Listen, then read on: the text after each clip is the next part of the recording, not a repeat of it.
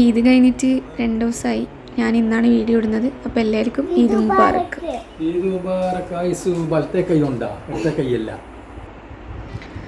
അങ്ങനെ ഉപ്പ പള്ളിയൊക്കെ കഴിഞ്ഞ് തിരിച്ചു വന്നു. എൻ്റെ അനിയനും പള്ളിയൊക്കെ കഴിഞ്ഞ് തിരിച്ചു വന്നു.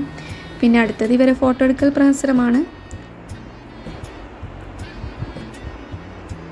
അത് കഴിഞ്ഞ് എൻ്റെ ഡ്യൂട്ടി എന്ന് പറയുന്നത് സേമിയ റോസ്റ്റ് ചെയ്യലാണ്.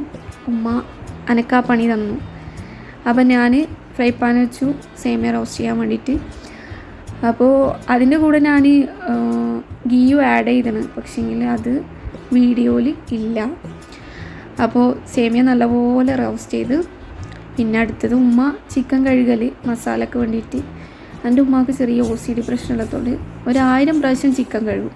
ആ ചിക്കൻ്റെ എല്ലാ ഗുണങ്ങളും ഉമ്മ നഷ്ടപ്പെടുത്തിയിട്ടാണ് ചിക്കനെല്ലാം ഉണ്ടാക്കുക. നമ്മളിവിടെ നാസ്ത ഉണ്ടാക്കില്ല. നമ്മളിങ്ങനെ മുട്ടയോ പഴം അങ്ങനെ എന്തെങ്കിലും കഴിച്ചിട്ട് ഡയറക്റ്റ് ചോറ് കഴിക്കുകയാണ് ചെയ്യുക. പിന്നെ ഉമ്മ മസാലയ്ക്ക് വേണ്ടിയിട്ട് ഉള്ളിയും ഇതൊക്കെ ഓൾറെഡി കുക്കറിൽ വിസിൽ ചെയ്തിരുന്നു. അത് കഴിഞ്ഞിട്ട് നമ്മൾ പിന്നെ ഇവിടെ ഉമ്മാക്ക് ഈ പശുവും പാലിൻ്റെ സേമിയ പായസം പറ്റൂല. അതുകൊണ്ട് തേങ്ങൻ്റെ പാലെടുത്തിട്ടാണ് സേമിയ പായസം ഉണ്ടാക്കൽ. ടേസ്റ്റെല്ലാം ഉണ്ട്, പക്ഷേങ്കിൽ എനിക്ക് കുറച്ചും കൂടി ഇഷ്ടം പശുവും പാലിൻ്റെയാണ്. ഇതും നല്ല രസമാണ്. ഉമ്മാക്ക് പിന്നെ പശുവും പാൽ പറ്റാത്തതുകൊണ്ട് എന്നും സേമിയ പായസം തേങ്ങാപ്പാലാണ് ഉണ്ടാക്കുക. അപ്പോൾ ഐസ്ക്രീമെല്ലാം കുടിക്കുക. ഐസ്ക്രീമും ഇതെല്ലാം പശുവും പാലിൻ്റെ ഇത് തിന്നും, പക്ഷേങ്കിൽ ഷെയ്ക്ക് ജ്യൂസ് ഇതൊന്നും പറ്റൂല. അത് കഴിഞ്ഞിട്ട് ഉമ്മ ചിക്കൻ ഫ്രൈക്കുള്ള മസാല, ഈ ഒരു മസാലേൻ്റെ റെസിപ്പി വേണമെങ്കിൽ കമൻറ്റ് ചെയ്തു. കാരണം അടിപൊളി ടേസ്റ്റാണ് ഇങ്ങനെ ഫ്രൈ ചെയ്ത് കഴിഞ്ഞാൽ. ഞാൻ ഇതിൻ്റെ ഒരു ഫാനാണ്, ഉമ്മാൻ്റെ ഈ ഒരു ചിക്കൻ ഫ്രൈൻ്റെ. അതൊക്കെ കഴിഞ്ഞ് നമ്മൾ പിന്നെ രാവിലെ ഒന്നും കഴിച്ചിട്ടില്ലല്ലോ, അതുകൊണ്ട് വേഗം പായസമായാലും എൻ്റെ അനിയത്തി എടുത്തിട്ട് പായസം കുടിച്ചു. അടിപൊളിയാണെന്ന് പറയില്ല, നല്ല ടേസ്റ്റ് ഉണ്ടായിരുന്നു. അത് കഴിഞ്ഞ് ഉമ്മ നെയ്ച്ചോറെല്ലാം ആക്കുന്ന വീഡിയോ ഒന്നും ഇതിലില്ല. കാരണം നെയ്ച്ചോറ് ഇപ്പോൾ എല്ലാവരും എന്താ പറയുക, പെരുന്നാൾക്ക് എല്ലായിടത്തും ബിരിയാണി ആയിരിക്കും. അപ്പോൾ ഉമ്മ ഉള്ളിയും കാഷ്യും പിന്നെ മുന്തിരിയൊക്കെ ഓൾറെഡി എണ്ണയിലിട്ട് ഇതാക്കിയിരുന്നു. അപ്പോൾ അതും പിന്നെ മല്ലിയില പുതിനയില ഇതൊക്കെ സെറ്റാക്കി. പക്ഷേങ്കിൽ എനിക്ക് കുറച്ചും കൂടി ഇഷ്ടം ഫ്രൈ ചെയ്ത ചിക്കൻ്റെ ബിരിയാണിയാണ്. അതാണ് എനിക്ക് കൂടുതലിഷ്ടം. ഇങ്ങനെ ആകുമ്പോൾ ഫുള്ള് ചിക്കൻ ഉടഞ്ഞു പോയി. ഉമ്മാൻ്റെ കയ്യിൽ നിന്ന് കുക്കറിലിട്ടേരം കുറച്ച് ചിക്കൻ വല്ലാണ്ട് അങ്ങ് ഉടഞ്ഞു പോയി. അത് അന്നേരം കഴിക്കും വലിയ ടേസ്റ്റ് ഉണ്ടാവില്ല. പക്ഷെ ബിരിയാണി നല്ല രസമാണ് ഉമ്മാൻ്റെത്. അങ്ങനെ ഉമ്മ ബിരിയാണിയൊക്കെ ഓരോന്ന് സെറ്റായിട്ട് ദമ്മിടലാണ്. നമ്മളിവിടെ ഇങ്ങനെയാണ് ബിരിയാണി വെക്കുക. കണ്ണൂർ സ്റ്റൈലാണ്, പക്ഷേങ്കിൽ കണ്ണൂർ ഇപ്പോൾ എല്ലായിടത്തും ഈ ഒരു സ്റ്റൈലല്ല വെക്കൽ, മാറ്റങ്ങളുണ്ടാവും. ചിലയിടത്ത് എൻ്റെ ഹസ്ബൻഡിൻ്റെ വീട്ടിലൊക്കെ അടിയിൽ മസാല മേലെ ചോറ്, നമ്മൾ ചോറ് മസാല അങ്ങനെയാണ് നമ്മൾ ദമ്മിടൽ. എൻ്റെ ഒരു അറിവിൽ അങ്ങനെയാണ് ദമ്മ് എന്ന് പറയുന്നത്. പിന്നെ നമ്മളെ വീട്ടിൽ എല്ലായിടത്തും ഇങ്ങനെ തന്നെ ആയിരിക്കും. ബിരിയാണി ഉണ്ടാക്കുന്നതിന് മുന്നേ കുറച്ച് നെയ്ച്ചോറും മസാലയും കുക്കറിലിട്ടിട്ട് ഇങ്ങനെ കഴിക്കാൻ വേറെ തന്നെ ടേസ്റ്റാണ്.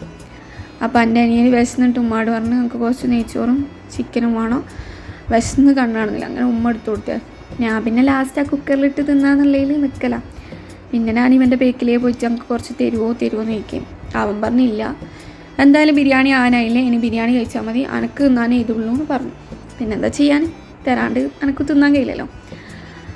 അത് കഴിഞ്ഞ് ഉമ്മാൻ്റെത് ബിരിയാണി ഉമ്മ ഇങ്ങനെ ഓരോന്ന് ലെയറായിട്ട് സെറ്റാക്കി ഇങ്ങനെ സെറ്റാക്കി വരുത്താം. അപ്പം ഞാനിങ്ങനെ വീഡിയോ എടുക്കുന്നതുകൊണ്ട് കുറച്ചും ഓവറാക്കുന്നുണ്ടോ എന്ന് എനിക്കൊരു ഡൗട്ടുണ്ട്. പക്ഷേങ്കിൽ കുഴപ്പമില്ല.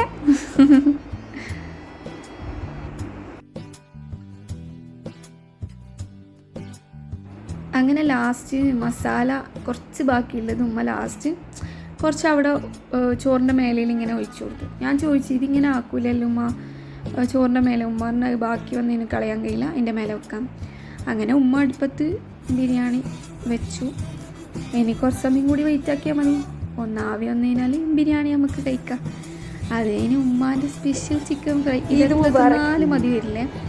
അതിന് ഞാൻ ഡ്രസ്സെല്ലാം മാറ്റി ഒന്ന് ഉമ്മാൻ്റെ അടുത്ത് പോയി പപ്പാക്ക് ഇത് മുബാറക്കൊക്കെ പറഞ്ഞു. പിന്നെ ഇതെൻ്റെ കസിൻ്റെ മോളെ കൈയാണ്. ചെറിയ കയ്യിൽ മൈലാഞ്ചിയിട്ട് കാണാൻ നല്ല രസമല്ലേ. അത് കഴിഞ്ഞിട്ട് എൻ്റെ അനിയത്തിൻ്റെ ഡ്രസ്സൊന്ന് ടൈറ്റാക്കാൻ വേണ്ടിയിട്ട്. എന്നും പെരുന്നാളിന് ഇങ്ങനെ ഉണ്ടാവും, തലേന്ന് വരെ ഇങ്ങനെ നടക്കും, പിറ്റേന്നായിരിക്കും ടൈറ്റാക്കാനൊക്കെ പറയുന്നത്.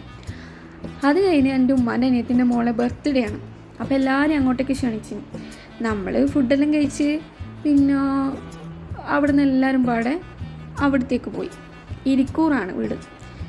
അവിടെ പോയി നോക്കുമ്പോൾ ഫുള്ള് സെറ്റാക്കിന് ബർത്ത്ഡേൻ്റെ ഡെക്കറേഷനും എല്ലാം ഉണ്ടായിരുന്നു. അതിന് അവിടെയായിരുന്നു ചായക്ക് എന്തെല്ലോ കടി ഉണ്ടായിരുന്നു, എല്ലാം കഴിഞ്ഞിട്ടാണ് ഞാൻ വീഡിയോ എടുത്തത്.